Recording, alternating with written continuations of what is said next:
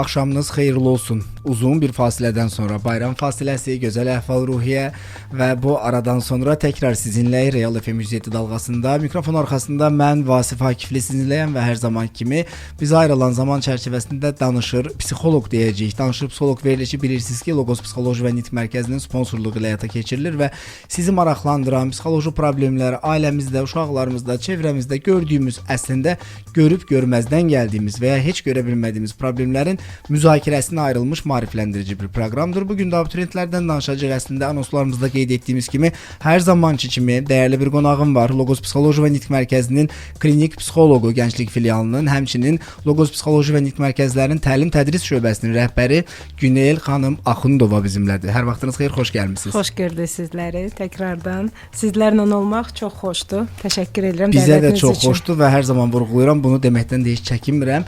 Sizinlə də veriliş aparmaq, müzakirə etmək, hansısa bir sosial məsələni danışmaq mənim ən böyük şanslarımdan biridir Təşəkkür bir moderator edirəm, olaraq. təşəkkür edirəm. Əminəm ki, dinləyicilərimiz üçün də maraqlı bir mövzu olacaq. Əslində abituriyentlərdən danışmaq, hər zaman sizinlə bunu danışırıq. İstər çəkilişlərdə, istər işdə, istər qeyri iş saatlarında. Çünki abituriyentlər sizin daima işlədiyiniz bir kütlədir. O uşaqlarla, o gənclərlə işləmək, onlarla iş aparmaq asan da deyil. Onların ixtisas seçimləri olsun, onların gələcək həyatlarıyla bağlı verilən qərarlar olsun. Bəli, xüsusilə də ölkə dəyişmiş abituriyentlərdə hər zaman biz sizinlə müxtəlif müzakirələr aparırıq. Biz əslində abituriyentlərin bugün toxunacağımız nüansları hansılar olacaq? Onların psixoloji sağlamlığı, stresi idarə etmələri, hətta istərdim biraz da vurğulayaq, onlar qəbul olub başqa ölkələrə getdikdən sonra orada yaşadıkları çətinliklər, sosial psixoloji uyğunlaşma, adaptasiyalar elə buradan başlayacağıq. İstərdim birinci sual olaraq başlayım ki, imtahan dövründə abituriyentlərdə yaranan stresin əsas psixoloji səbəbləri nələrdir? Təbii ki, qeyd etdiyiniz kimi abituriyentlik dönəmi bu belə deyək də bir insanın həyatında çevriliş dönəmidir. Çünki artıq mən sərbəst bir həyata addım atıram.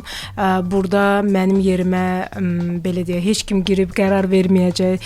İmtahanı heç kim mənim əvəzimdən etməyəcək. Bu günə kimi bəlkə də ailənin dəstəyi, dostların dəstəyi, müəllimlərin dəstəyinin hansısa etaplardan keçib gəlmiş bir dönəm ola bilər. Amma bu abituriyentlik imtahan ərəfəsində artıq bir şəxsin özünə məsuliyyət düşür ki, bu 3 saat içində mənim həyatım həll olunur. Bu düşüncə formalaşır. Çünki buradan artıq mənim bundan sonraki addım atacağım dövrə gedirəm və qazandığım uğur nəticəsində təbii ki, həyatım qurulacaq. Bu fikir formalaşdığı üçün onlarda stres təbii ki, yaranır. Çünki bu 3 saat onun həyatını həll eləyir və bugünə qədər topladığı o bazanı 3 saat ərzində göstərməlidir. Yəni o nəticəni, o performansı göstərməlidir. Burada isə yanlış belə bir düşüncə var ki, birdən bacarmaram düşüncəsi. O da təbii ki, hardan qaynaqlanır? Valideynlər, müəllimlər, hər kəs bu aşırı bir məsuliyyət ötürəndə ki, sən bunu etməlisən, bu sənin həyatında ən önəmli, təbii ki, önəmlidir. Gözləntilərin yüksək olması. Gözləntilərin yüksək olması və bəzən də olur ki, potensialı var, amma özündə o güvəni, o bacaracam hissini görmürlər. Çünki bu da artıq gəlir özgüvənsizliyə dayanır. Özgüvənsizlik də aşırı o özünə tələbindən də yarana bilər. Çünki düşünür mən bunu etməsəm, burada həyatımın sonudur. Yəni, bundan sonra sərbəst həyatımda heç bir addım ata bilməyəcəm. Amma təbii ki, bu son deyil. Düzgün addım atılarsa, istər imtahanda, istər imtahan sonrası çox gözəl bir, belə deyək də, nəticə ilə qarşı-qarşıya qala bilərik. Günel xanım, tam bir profesional psixoloq yanaşmasından yanaşırsınız. Normalı və anormalın ortasını tutub danışırıq hazırda. Amma bilmək istəyirəm ki, bəs burada hansı hallarda həyəcan normal sayılır, hansı hallarda, hansı mərhələdə isə artıq problemə çevrilir? Mən hətta deyirəm, ümumiyyətlə tək abituriyentlərə aid deyil. Yəni, hər birimizin həyatında həyəcan və yaxud bu qorxu hissi, biz niyə bunu pis bir şey kimi belə algılayırıq? Əslində, bu çox yaxşı bir şeydir. Bu günləri bizim o qorxumuz, o həyəcanımız olmasa, adi bir primitiv bir misal gətirim də, yolu keçəndə biz sağa-sola baxmarıq. Düzdür? Bəli. Yolu düz keçərik. Amma bu qorxu hissi bizə bir şey olmasın deyə düşüncəsi bizi qorumağa vadar edir və biz artıq müəyyən o qorxu hissindən qaynaqlanaraq o ehtiyatımızı alırıq. Eynilə də abituriyentlərdə. Əgər məndə bu qorxu, həyəcan, stres yoxdursa, mən məsuliyyət formalaşmayacaq. Təbii ki, məsuliyyətim də olmasa, dərslərimə vaxtında zaman ayırmayacağam, yetəri qədər oturub hazırlaşmayacağam ki, nəticələrim gözəl olsun. Bu normadır. Yəni Yəni bu norma zaten olmalıdır ki, bunu edə bilək. Bir də var aşırı. O dediyiniz patoloji tərəfləri haradır? Burada da belə deyək də, yəni otururam, oxuduğum yerdə artıq bu fikir mənə imkan vermir ki, mən bir normal şəkildə beynimi susturub öz dərslərimə odaqlanım. Nədir o beynimizdəki səs? Hansı səsdir bizi qorxudan? Bacarmayacaqsan, etməyəcəm. Buradan da təbii ki, valideynlərimizin dediyi sözlər, biz hətta terapiya alanda valideynləri ilk başda alırıq. Təbii ki, onların da onlara yüklədiyi aşırı bir məsuliyyət, sənə görə bu qədər xərc etmişik. Müəllimlərin uşaqlardan, yəni abituriyentlərinin aşırı gözlədiyi performans. Mən də abituriyentlərə kiçik bir sir verirəm. Təbii ki, burada bu nədir? Valideyndir, üzərində də bir məsuliyyət var. Evladımızı bir yerə çıxartmalıyıq, bir təhsil verməliyik. Bu onun valideynlik borcudur. Yəni valideynin borcumu, missiyamı yerinə yetirirəm. Buradan bir tık belə deyək də abituriyentlərimizin üzərindən o məsuliyyəti, o həyəcanı azaldırıq. İkinci bir şey müəllimlərə gələk. Müəllimlər də təbii ki, orada müəllimin öz məsuliyyəti var, öz adı var. Sabah siz abituriyent olaraq yüksək bal toplayanda deyəcəklər, sən kimin yanında məsələn hazırlığa getmişdin də, hansı fəndən öz reputasiyalarını qorumaq üçün. Eynən. Yəni bunu da abituriyentə biz bu misalları da gətirdikdə onun bir balaca da olsa o həyəcanını azaltmış oluruq ki, burada abituriyent özünə odaqlansın. Yəni kənar fikirləri bir kənara qoyub, artıq zaten onun bilgisi var, informasiyası var, o oxuduqlarını doğru düzgün yerində istifadə edə bilsin. Çünki kənar fikirlər ona icazə vermir. Mən həm belə də misal çəkirəm ki, düşünün ki, bu günləri məsələn buludlu bir havadır, amma o demək deyil ki, günəş yoxdur. Biz sadəcə günəşi görmürük. Buludlar bizə icazə vermir ki, o günəşi görək. Düşün, bu hal-hazırda sənin bildiklərin o günəşdir. O buludları da kənar fikirlər sənə icazə vermir ki, düzgün yerdə, düzgün şəkildə yəni görə biləsən, tətbiq edə biləsən. Bəli, az əvvəl çox gözəl bir nüansa toxundunuz. Biz ilk öncə valideynləri alırıq. Bəli. Sizin hər zaman vurğuladığınız və mənim ən çox sevdiyim bir yanaşmanızdır bu. Valideyn yaxşılaşmasa, valideyn düzəlməsə, uşaq düzəlməyəcək terapiyalarda. Yəni çox gözəl bir nüansdır biz terapiyaların hamısında yenə valideynlər məndən yüksəcək. Yəni valideynlər, amma bilirsiniz necə, biz artıq bu biraz sevindirici haldır ki, valideynlər də bəzən biz günahlandırmırıq. Yəni valideyn də təbii ki, evladının yaxşılığını valideyndən çox istəyən olmaz. Biz bunu da abituriyentlərimizə, ümumiyyətlə yeniyetmələrin hamısına bunu ötürürük ki, hər kəs, heç bir valideyn evladının pisliyini istəməz. Sadəcə o belə deyək, xoş niyyətini yanlış şəkildə sərgiləyir, yanlış şəkildə göstərir. Bunu düzgün şəkildə etməsi üçün valideyni seansa alırıq. Məsələn, siz bu günləri valideyn olaraq evladınıza desəz ki, səndən bunu gözləyirəm, onu gözləyirəm. Bu abituriyent imtahan zalına girəndə suallar kənara qalır. Yalnız və yalnız o vicdan, o bugünə qədər deyilən sözdən hər bir şey onun önündə olur. Yəni o sualları bəlkə də bilirsə də heç unudur və düzgün şəkildə də cavablandırmayacaq. Yəni o yüzdən biz valideynləri seansa alırıq ki, baxın, bu fikirləriniz evladınıza icazə vermir ki, bugünə qədər onun üzərində çəkdiyiniz əziyyəti düzgün şəkildə sizə göstərə bilsin. Yəni bu burada valideyni seanslarda müəyyən qədər bu fikirlərini belə deyək də kənarlaşdırıb, nə qədər sən mənim üçün dəyərlisən. Ola bilər imtahandır, yəni birinci sınaqdan pis yığa bilərsən, ikinci sınaqdan. Bu mənaya gəlmir ki, sən bacarıqlı deyilsən, sən bilikli deyilsən. Biz bilirik sən nə qədər yəni çalışırsan. Daima bu şeylərlə abituriyenti belə deyək də motivasiya edə bilərlər ki, sabah o da özündə bir güvən hiss edib, həqiqətən də düzgün şəkildə bildiklərini yəni göstərə bilsin. Bəs tələbələrimiz, gənclərimiz, yeniyetmələrimiz özlərini, hətta bunu belə əslində mərtəbələndirməyim də səhvdir, çünki yaşının 50-sində də imtahana girən insanlar var. Var. Burada özüm səhv etdiyimi anladım, üzr istəyirəm. Belə bir efirdə bir efirimiz var idi. Hətta magistr imtahanlarına hazırlaşan, ikinci, üçüncü təhsil imtahanına hazırlaşan soruşurdular ki, bəs onlarda həyəcan, stres olur? Təbii ki, olur. Yəni bu daima var. Bəs bu yaşı geri götürdüm. Dinləyicilərimizdən də sizdən də üzr istəyirəm, yaşı böldüyümə görə. Amma bir nüans da var ki, biz özümüzü müəyyən işlərdə motivasiya edirik. Hətta mən belə ruh düşkünlüyüm olduğunda bir şeydə qaçıram sizin yanınıza, Logosda. Dinləyicilər də bilir ki, mən özüm də Logos Psixoloji Məntiq Mərkəzində əməkdaşıyam və gəlirəm yanınıza, siz məni dərhal motivə edirsiniz ya da mənim görmədiyim nüansları mənə xatırladırsınız və o motivasiya olaraq özümü təzədən toparlayıram. İndi bu mən şanslıyam, peşəkarlarla bərabər işləyirəm. Hər kəsin də evində, işində, çevrəsində çıxıb yeridiyi koridorlarda psixoloq yoxdur.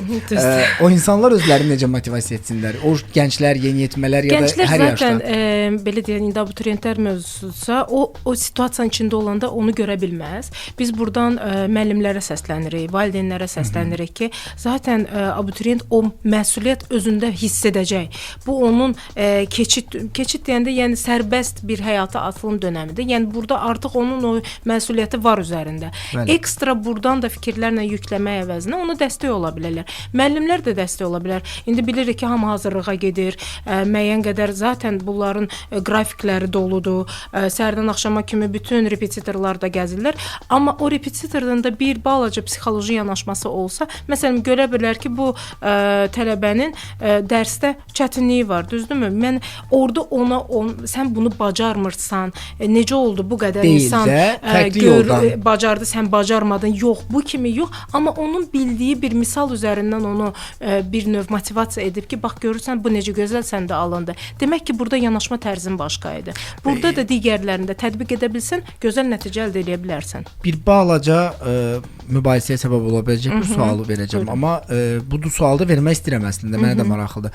Repetitor yanına getmək əslində abituriyentlərdə o psixoloji gərginliyi də azaldırmı ki, əlavə olaraq təhsil alırlar, əlavə olaraq dəstək görürlər, ya da əslində mən zəifəm deyəmi bura gedirəm, aldığım təhsildə boşluq varmı deyə mən bura gedirəm, həyəcanını daha da yükləyir. Çox gözəl sualdır.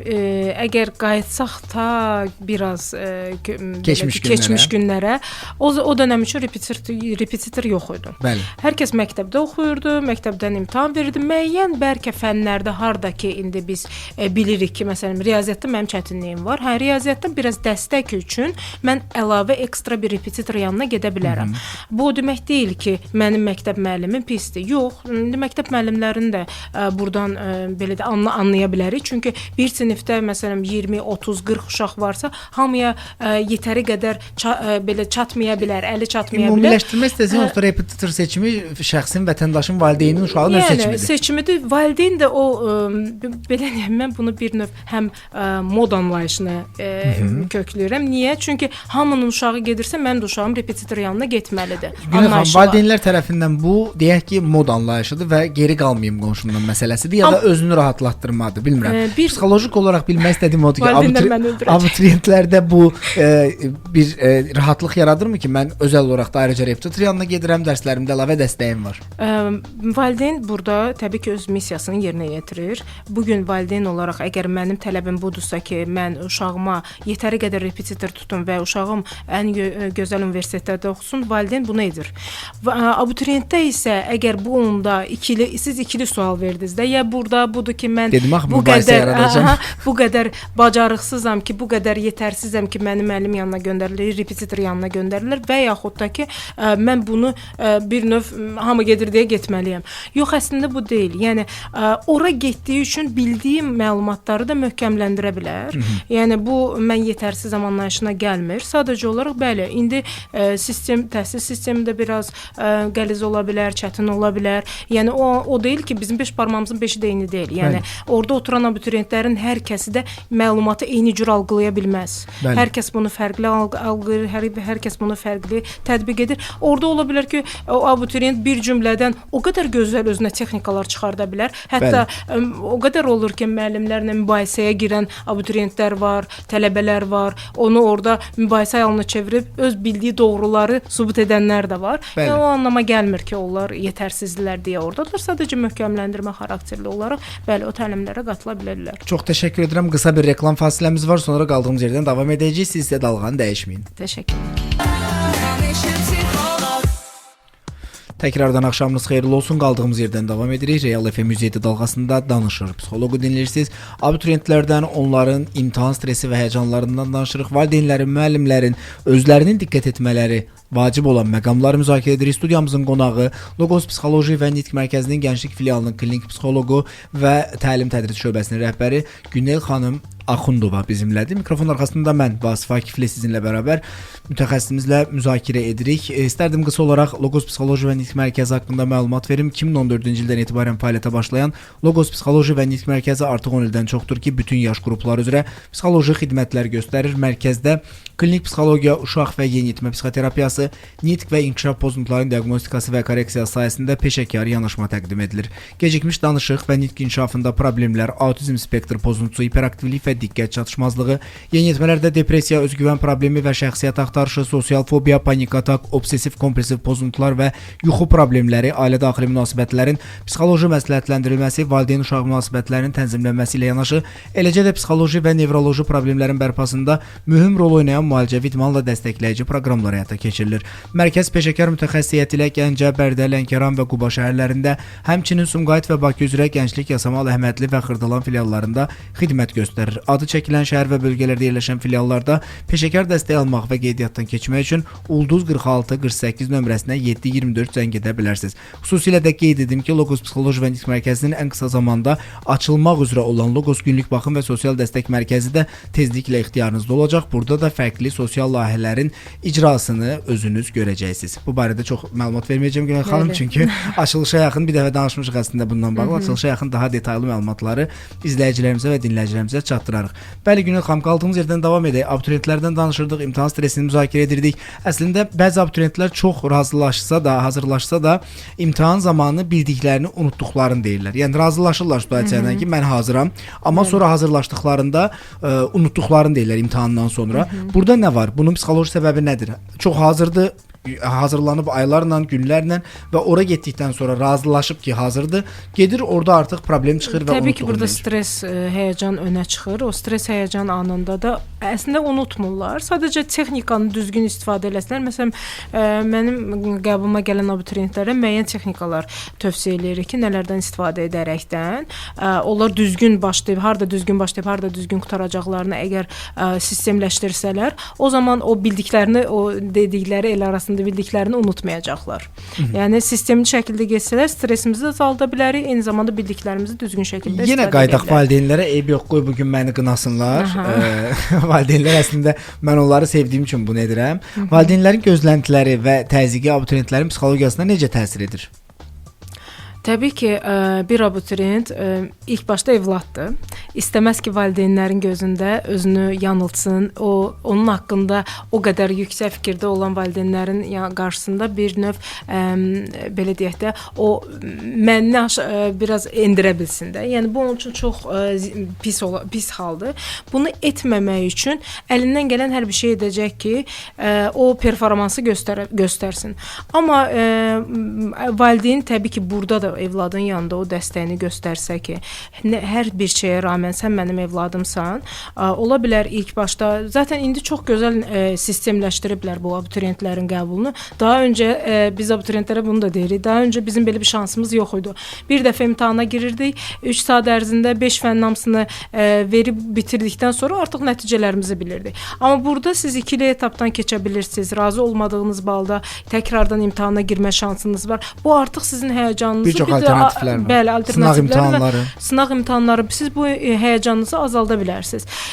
Və artıq seçim də əlinizdədir. Balınızı görüb universitetlərinizi də seçə bilərsiniz. Yəni istənilən bütün şərait yaradılıb ki, abituriyentlər tələbə adını qazana bilsin və həqiqətən də bundan faydalana bilsinlər. Biz əslində bir çox məsələləri, ciddi məsələləri psixoloji tərəfdən baxdığımız üçün daha sadələşmiş dildə və biraz da öz dilimizdə danışmağa çalışırıq. Amma gəlin qəbul edək ki, missiyası budur ki, yəni biz problem içində olanda onu görə bilmirik, amma kənardan bir başqa baxışla baxan bir baxış olaraq bu sualı sizə vermək istəyirəm. Hətta sual deyil, bir müzakirəyə açacağım bir mövzu olaraq demək istəyirəm ki, bu gün imtahan problemi hər il abituriyent qəbullarından sonra universitet imtahanlarında müxtəlif faciələr də eşidirik.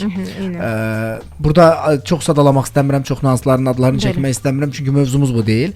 Biz daha çox dəstəkləyici və motivasiya verici bir maarifləndirici verişik, amma burada da məlum məsələdir ki, bu panikanın idarə edilməməsi, stresin idarə edilə bilməməsi, qorxu hissinin artması, bu psixolojik olaraq saya biləcəyimiz bir çox nüansları necə idarə edək ki, həm imtahanda uğurlu olaq, həm də imtahandan sonraki əslində uğursuzluğumuzu da uğursuzluq kimi görməyib həyatımıza davam edib təkrar şanslarımızı dəyərləndirə bilək.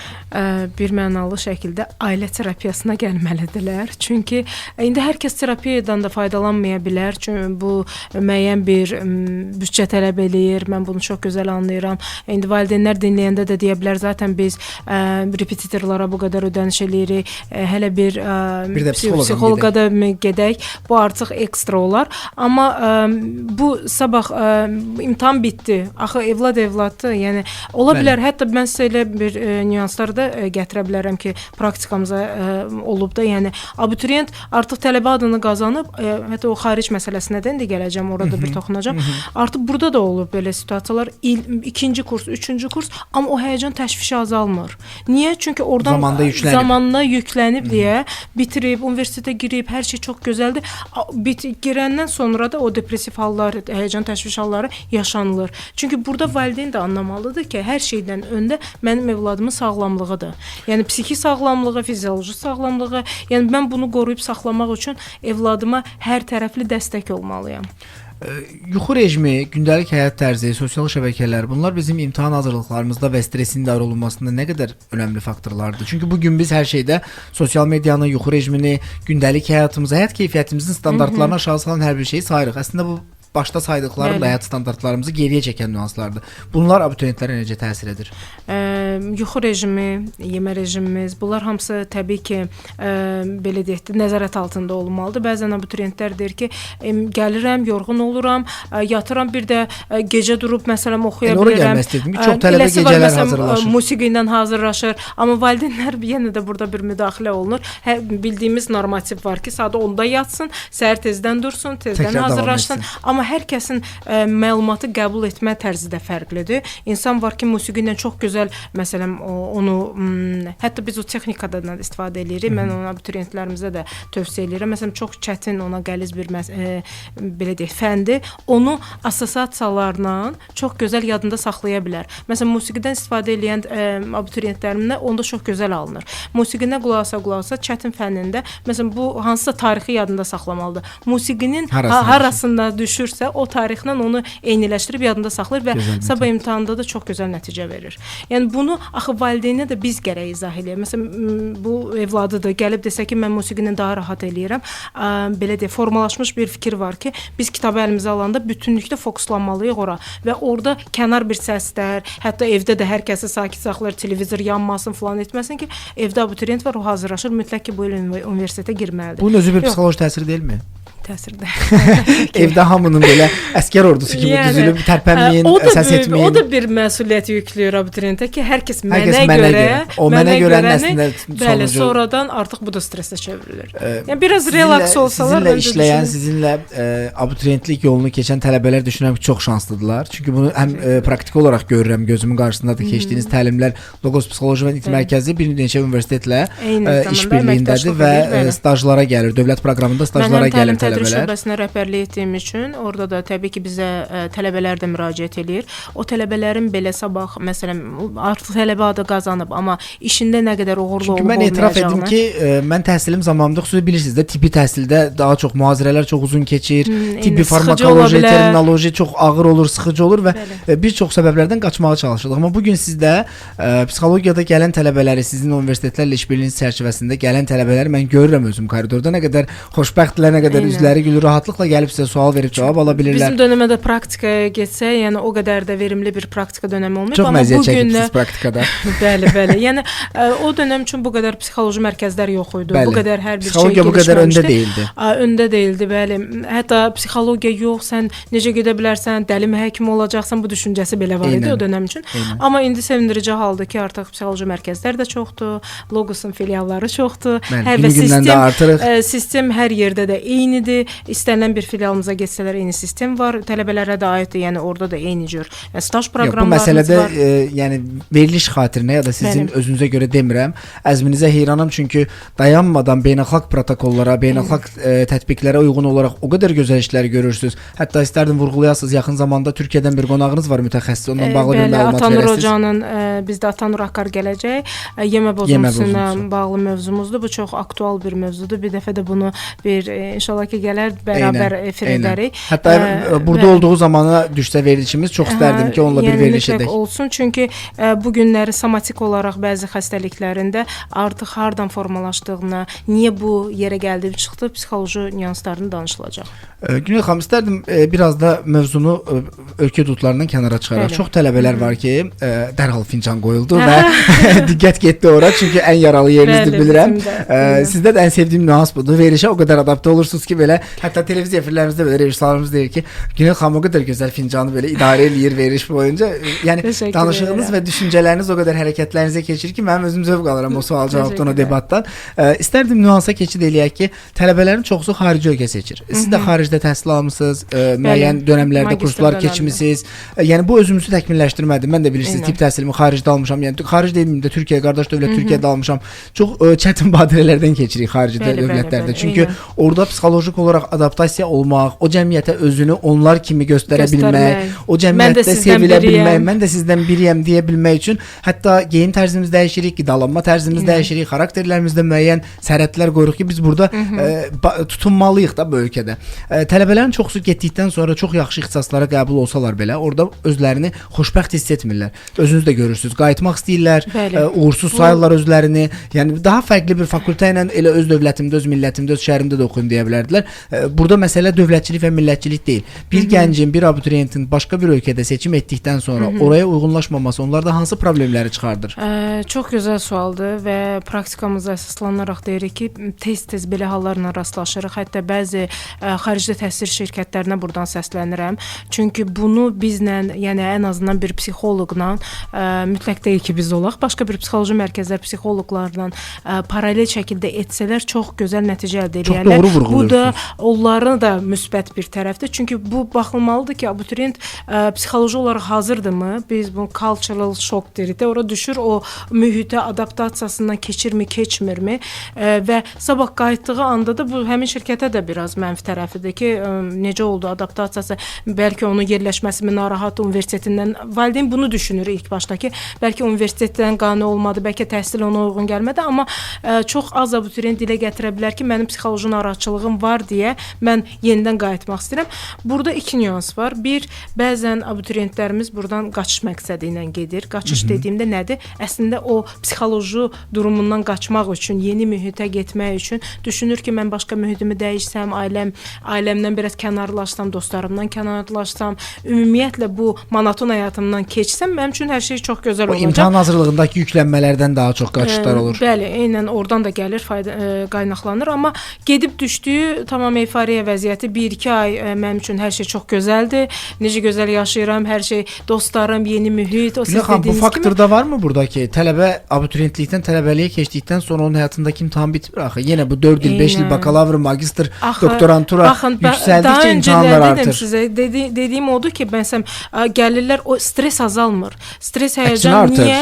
Çünki artıq axı imtahan anlayışı gələndə insanda o trigger formalaşır ki, məndə həyəcan təşviş pozuntusu formalaşır, o depressiv hallarım yenidən xatırlamağa başlayıram. Hər bir şey Sayrışır. yenidə o yatmış vulkan kimi yenidən başlayır özünü bürüzə Bəli. verməyə. Ona görə bunu həll etmək üçün təbii ki, o kökünü həll etmək lazımdır ki, imtahan sözü məndə artıq stres yaşatmasın. Çünki sabah məsələn elə insanlar bitirir, dövlət qulluğuna imtahan verəcək, nə bilim müəllimlər artıq necə şablon şəkildə, həkimlər nə qədər 4 ildən bir, 5 ildən bir imtahanlara gəlirlər, sertifikasiyadan keçər. Əgər orada yaşadığı o stresi həll etmirsə, bu fərqi yoxdur. Həkimin 40-50 yaşı varsa, eyni stresi keçirdəcək. Mən bugün o stressdən imtahana girmək istəməyən müəllim və həkim tanıyıram. Eynən, Ya da dövlət yəni- qulluğunda insanlar tanıyır. Yox, mən o stressə dözə bilmərəm. Dözə bilmərəm. Niyə? Çünki vaxtında orada yaşayıb. Bəzən deyəndə insanlara belə gülünc gələ bilər. Çünki düşünürük biz güclüyük, hər şeyin öhdəsində gəlirik, gələ bilərik də. Çox gözəl vurğuladınız. Amma emosional olaraq nə qədər bunu aşa bilirik? Az nə əvvəl qədər çox həll gözəl edə vurğuladınız ki, təhsil şirkətləri əslində bəzən psixoloqlarla da işbirliyi etməlidirlər. Bu təbii ki, biz deyilik. Yəni ümumiyyətlə biz psixologiya deyəndə özümüz nəzərdə tutmuruq. Ölkə ərazisində Bəli, bəli. yetərincə sayılan, seçilən mərkəzlər və mütəxəssislər də var. Niyə bunun vacibliyini sizi dəstəkləyirəm? Çünki bu gün biz tibbdə nümunə versəm, adi bir öz kilosundan razı olmayan ya da yanaşı xəstəlikləri olduğu üçün xırda bir misal verəcəm. Mədə kiçiltmə, bariatrik əməliyyat olmaq istəyən bir insanı öncəsində psixoloqa, sonra endokrinoloqa, ondan sonra bariatrik cərraha yönəldirik. Bu çox vacib nüansdır ki, insan özünü ora hazırlamalıdır. İnsan orada özünü görürmü, görmürmü? Biz bəzən öz divarlarımızın arxasında bir kölgədə qalmışıq və dediyiniz kimi günəşi görmürük. O divarların bir tərəfindən çıxıb əslində pəncərələrimizi açsaq, öz pəncərəmizdən həyatımıza baxsaq, nə qədər günəşli, nə qədər gözəl bir havanın olduğunun fərqinə vararıq. Buna görə mütləq reabilitasiya, psixologiya, terapiya, ən azından 2 seans söhbət. Yəni öz təcrübəmdən deyirəm. Bəzən deyir ki, daha öncə psixoloqlar yox idi. Necə olurdu bu məsələlər hamısı? Biz bu günə qədər duyğularımızı bastırmışıq. Yox idi deyə bir nəsil bu qədər aqressiv idi. Yox idi deyə bir nəsil bu qədər öz düzlərinlə, doğrularınla bizim doğrularımızı yanlış bilirdi. Nəsildən nəslə ötürülmüş müəyyən o ağırlıqlar var ki, biz ondan gəlirik və bu günləri deyəndə ki, cəmiyyətimiz dəyişilib, indiki cavanlar, indiki gənclər heç bir şey dözümü yoxdur. Artıq o dözüm həddini aşıb. Bir sual verim, amma verilişdən sonra məni incitməyin. Travma genetikdirmi?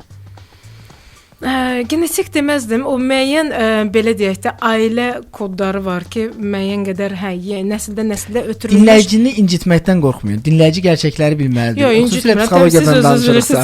Mən də elə bir şey bilirəm. yox. Ona görə mən bu sualı sizə səmimi verirəm. Çünki çox vaxt eşidirik ki, bizim öncəki nəsillərimiz əslində öz travmalarını bizə yükləyir. Mən genetika deməzdim. Buradan norma anlayışını kökləyərdim. Bu sözlə əvəzləyərdim.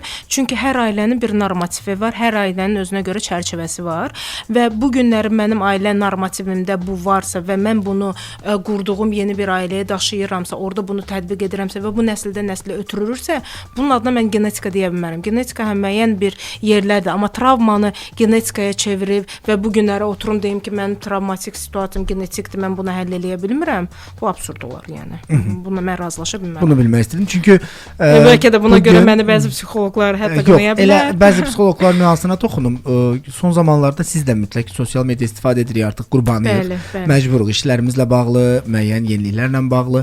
Son günlərdə bir çox psixoterapevtlər və psixoloqların bir-birlərinə qarşı ziddiyyətlərini görürəm, müşahidə edirəm. Təbii ki, gözləyirəm müəyyən bir zaman keçdikdən sonra buna bir yaxşı tibbi və elmi dildə cavab verəcəm. Mən də öz cavabım olacaq burada, amma hələ ki gözləyirəm. Çünki hər kəs öz sahəsini müdafiə edir, amma biz bu gün özümüzü müdafiə etdiyimiz zaman qarşı tərəfin də divarlarını dağıtmamalıyıq, sərhədlərini keçməməliyik. Paralel iş aparan insanlar bir-birlərinə hörmətlə yanaşmalıdırlar. Sadəcə mən deyərək biz əslində bizləri itirəcəyik bir müddətdən sonra. Çünki valideynlər bu işləri bilsəydi, biz valideynlərə evdə məşq etmələri üçün, evdə terapiyalar davam etdirmək üçün material ya da hansısa bir dərslik dəstəyi verməzdik. Elə valideynlər özdə, çünki hər kəs psixoloq deyil, hər kəs cərrah deyil, hər kəs göz həkimi deyil, hər kəs taksi şoförü deyil, hər kəs aparıcı deyil. Hər kəsin özünün bildiyi və ixtisaslaşdığı sahələr var da. Birlik olsa, biz çox biz bir-birimizin əslində məninə hörmət etmirik, sahəsinə ixtisasına hörmət etmirik. Ona görə bu gün bu nüanslarla qarşılaşırıq. Şəxsi egosunu və çox qəribədir ki, Günel xanım, bu günləri elə təhsil şirkətləri deyirsə, dırnaq arası rəngarəng reklamların altında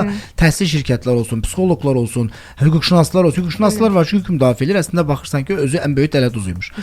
Biri çıxır ailə dəyərlərindən danışır, sosioloqam deyir. Baxırsan ki, elə özü ən əxlaqsız insan imiş və ya bir çox şeylər var. Bu gün cəmiyyətdə bir çox səbəbləri görə bilirik belə və bizim də məqsədimiz olaraq budur ki, maarifləndirməni o qədər doğru yolla aparaq ki, doğru mütəxəssislərlə, doğru insanlarla ki, cəmiyyətin içindəki ehtiyacı olan valideyn, insan, tələbə, ata, ana, evlad fərq etmir. Hər kəs orada öz doğruluq payını alaraq mütəxəssisə müraciət etsin. Biz gedib mağazadan köhnə qida alıb yemirik ki, licbi qiymət, yetər ki, qiyməti uyğundur deyə. Ona görə bunları çox ciddi şəkildə sabitləmək lazımdır ki, bunlar necə olsun. Sistemli şəkildə olsa, yenə də qayıdıram o xaricdə təhsil məsələsinə.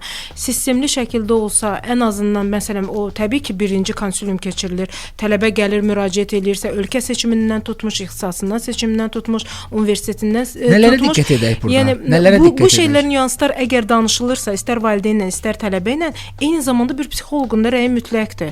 Çünki bu adam gedib düşürsə, aha, təhsili gözəl, ödəniş ödənildi, universitet seçildi, fakültə oldu. 1-2 aydan sonra emosional durumu yerində deyilsə və bugün o hər bir şey bu qədər çəkilən əziyyətə son deyib yenidən qayıdırsa, demək ki, bu psixoloji tərəfdən buna hazır deyildi. Amma bunu hazır olub olmamağı, yəni burada mən düşünmürəm ki, belə zidd bir şey ola bilər ki, bir neçə seansda məsələn psixoloqla bir özünü tapıb həqiqətənmi bu təhsili üçün, perspektivası üçün gedir, yoxsa sadəcə buradan qaçmaq üçünmü gedir? Emosional buranı belə deyək də tamamilə buraxıb xanım, biz ayrılan vaxtın sonuna çatırıq. Ən sevmədiyimiz söz. Yəni artıq həqiqətən də vaxtımız sona çatdı.